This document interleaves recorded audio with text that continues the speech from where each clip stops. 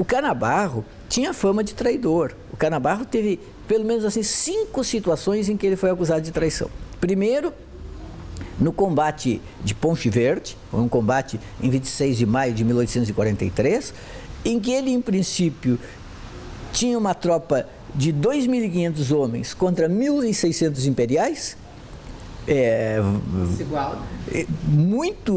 em situação muito superior, e ele perdeu.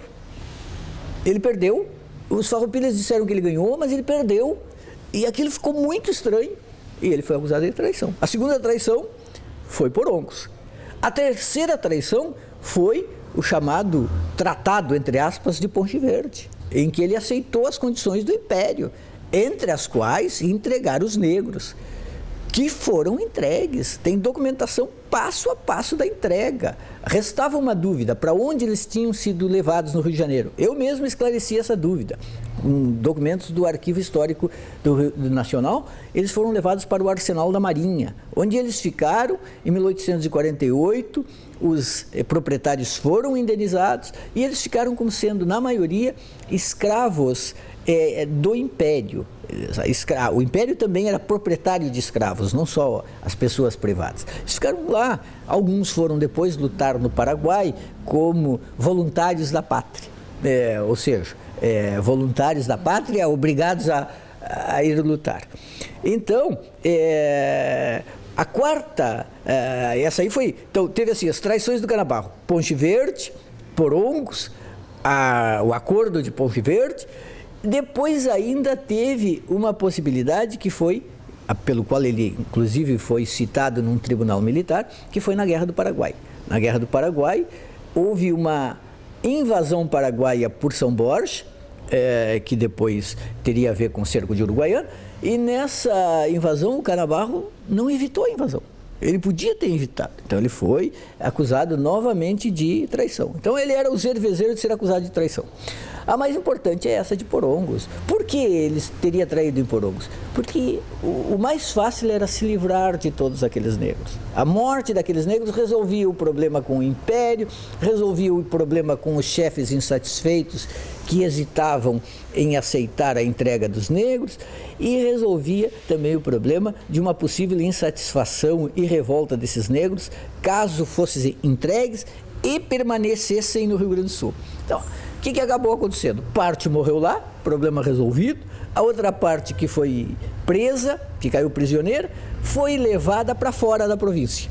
Com isso, eles não ficaram aqui para, quem sabe, se rebelar contra os seus proprietários. Então, resolvido, matou uma parte, a outra parte foi entregue, levada para o Rio de Janeiro, não ficou aqui para incomodar os seus proprietários.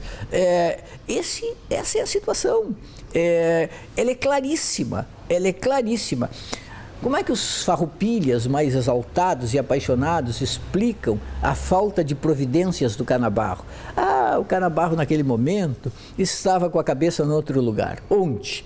O Canabarro, como se sabe, em Porongos, nada fez, estava na sua barraca e fugiu de cueca, que para os farroupilhas era infamante. O sujeito assim foi pego de calças na mão e fugiu só de cuecas.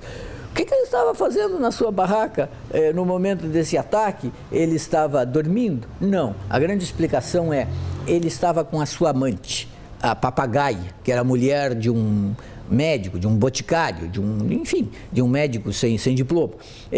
Então o Canabarro era o macho fabuloso, que estava lá pegando a mulher do médico, e foi surpreendido, e eles dizem assim: o Canabarro estava na sua barraca com a safadíssima Papagaia.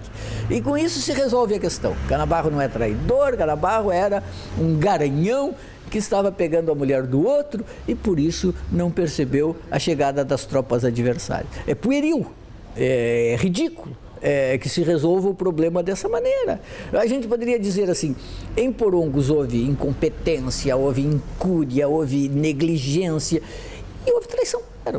Então vamos dizer assim, o processo de Porongos, porque é um processo de Porongos, ele deve ser visto como qualquer outro processo julgado por um tribunal qualquer, por exemplo, pelo STF.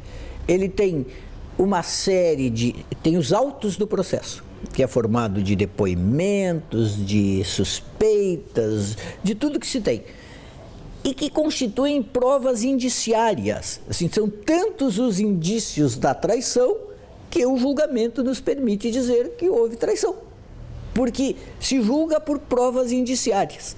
E hoje nós poderíamos aplicar até mesmo a famosa teoria do domínio do fato ao que aconteceu lá. Era impossível o Canabarro não saber para que aquilo pudesse acontecer. Era impossível. A chamada surpresa, o que eles chamavam de surpresas eram emboscadas, eram guerras de guerrilha. Então, a surpresa só pôde acontecer porque o Canabarro não quis evitá-la. Ele colaborou para isso. Então, ele tinha que saber para que ela pudesse acontecer. Ele sabia, ela aconteceu, os negros foram dizimados, os lanceiros lutaram como puderam, não tinham como evitar, e os infantes, também negros, esses foram dizimados.